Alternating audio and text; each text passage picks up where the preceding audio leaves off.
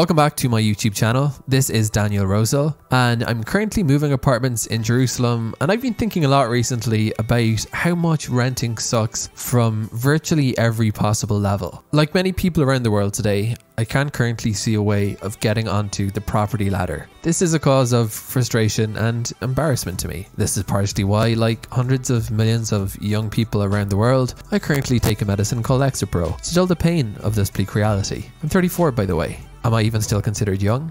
I know that there are those who advocate long-term renting as a financial solution, and they have their reasons for doing so, but the more I think about it, the more I become convinced that renting and being unable to get on the property ladder is actually a financial apocalypse that's already well in the throes of enveloping our societies. Some might add that will lead to its eventual collapse. I would simply say that there's something like a zombie apocalypse of homeless retirees who can no longer afford rent that's well in the making. I should probably currently be packing moving boxes, but as I've been through this process more than 6 times over the past decade, as I bounce between rental apartments, I really can't muster up the enthusiasm to move my stuff again. So instead, I'll probably pay the movers to do this, thereby increasing the financial suckiness of renting just a little bit more. Just to be clear, this video is not an attempt at self-pity. Rather, it's taken me almost a decade of renting to fully appreciate all the ways in which long-term renters are financially penalised for being unable to accrue enough capital to afford a down payment and thus become first-time homeowners. Naturally, this list is going to be incomplete, so feel free to include those reasons which I've missed out on in the comments. Disclaimer, I'm no financial expert, this isn't financial advice. I'm just a grumpy renter venting on the internet, so take from this video what you will. Reason 1, renting is a bottomless cesspit of money. Firstly, let's start with the classic reason advanced for why renting is a bad financial move, or at least one that's best minimized. And that's the fact that renting is commonly compared to burning money or throwing it down the toilet. When you're renting, you're essentially paying somebody else's mortgage but receiving no equity in return. Consider the plight of your average long-term renter who moves every few years between landlords as their leases run out or they get kicked out for various reasons, like the fact that their landlord wants to gift their rental apartment to a family member. The renter in this common situation is simply moving between rented premises and paying off various landlords' mortgages in the process, transferring wealth from his or her salary and into the pockets of the landlording class. When this effect is replicated at scale, the effect is one of mass wealth transfer from one group of people, those locked out of the housing market, to another one, those wealthy enough to be able to afford investment property. Renting is thus a catalytic factor for mass impoverishment. It helps enormously to keep the rich rich and the poor poorer, or at least stuck out of the property market. Reason 2, renting involves repetitive additional costs. Here's one major cost of long-term renting that I think far too commonly gets ignored. Where I live in Jerusalem, it's become common for renters to have to pay real estate agents 1 month's rent plus an additional 17% in tax in order to find a rental property to live in. One could argue, of course, that there's no need to engage a realtor in the process of finding a rental, but what happens when realtors essentially corner the market and there's virtually no rental property available in the city that isn't listed with one or usually multiple realtors? This is essentially the situation that has come about in Jerusalem.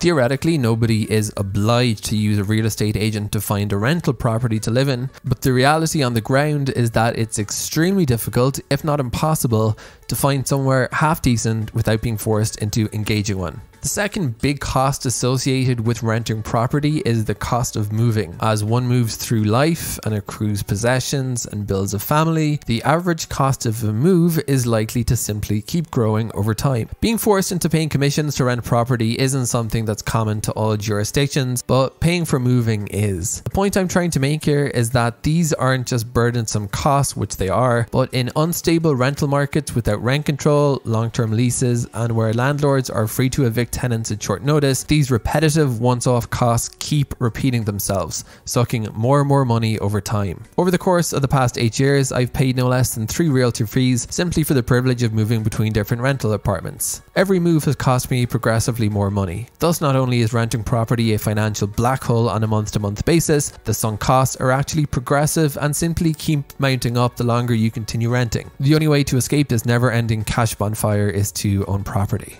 Reason 3, renting creates mental stress. Everybody has their own theory about why rates of anxiety and depression seem to be skyrocketing in this generation. And just as I'm not a financial expert, I'm also not an expert on mental health. One of my long-term theories though is that the fact that more people than ever are unable to afford property actually has to be a major contributor to rates of anxiety and depression. Again, I don't know if there's any evidence supporting this, and it's just my intuition and personal theory. Alongside food, water and air, shelter is one of humans' 4 basic needs. Indefinite renting means that one's long-term shelter is continuously predicated on the whims of any one landlord or a group of them. Again, I'm generalizing here, and not all rental markets are as poorly regulated and exploitative as the one I'm used to encountering where I live. But in the absence of government-initiated mechanisms to avoid the potential for exploitation inherent in the massive imbalance of power between tenants and landlords, things like rent control and strong tenant protection codes, there is basically no way to guarantee that your ability to seek shelter in a specific location